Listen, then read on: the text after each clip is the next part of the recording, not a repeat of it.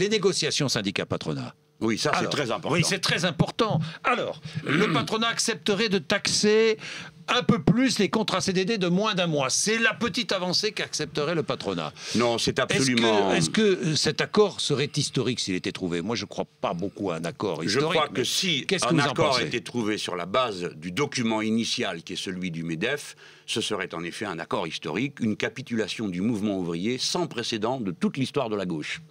La situation est absolument inouïe. Une négociation est organisée par un gouvernement qui se pique de temps à autre de social-démocratie, qui commence par donner l'exemple du contraire. On n'a jamais vu un degré pareil de règlement directement par le gouvernement d'un problème social. Jean-Marc Ayrault reçoit dans son bureau M. Mittal, il n'y a même pas un syndicaliste, et il signe avec lui un accord. C'est un fait inouï. On n'a jamais vu ça. Régler un problème social directement dans le bureau du Premier ministre, sans syndicat. Deuxième temps, il ouvre une négociation. François Hollande continue à penser qu'il va mettre dans la Constitution une nouveauté absolument incroyable qui va provoquer, pour le coup, une guerre politique de première grandeur s'il s'obstine, qui est que dorénavant, un accord entre un syndicat ouvrier et un syndicat patronal serait d'un niveau supérieur à la loi et au gouvernement. S'il fait ça, c'est la fin de la République et nous ne le tolérerons pas. La fin de la République. Parfaitement. Parce qu'en République, la loi est la même.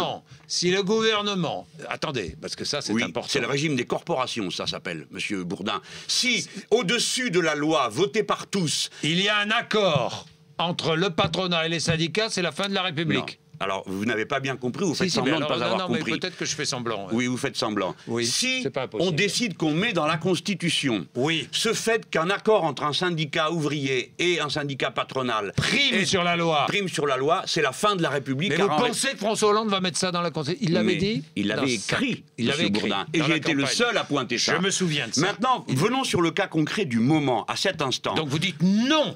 Non, on n'inscrit pas dans la Constitution. Vous dites non. S'il fait ça, c'est la guerre. C'est clair. La guerre, mais vous la menez comment? Non. La guerre, ça veut dire, moi, le jour où il met le doigt dans une affaire comme ça, je dis clairement, je suis dans l'opposition.